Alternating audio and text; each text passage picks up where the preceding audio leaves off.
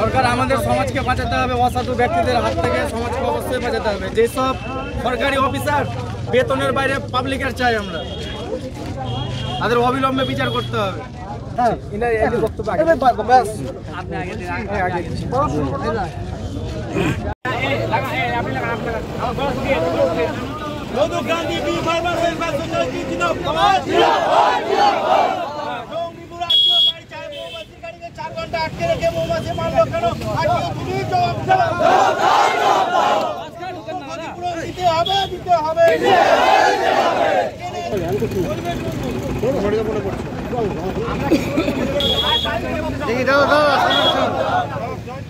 সামনেটা